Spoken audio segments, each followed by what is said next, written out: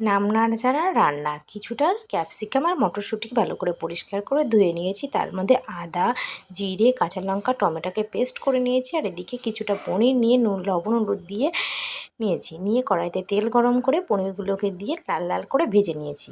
তারপরে গরম জলের মধ্যে পনিরগুলোকে রেখে দিলাম, দিয়ে ওই তেলের মধ্যে ক্যাপসিকাম আর মটরশুঁটিগুলো ভেজে নিলাম।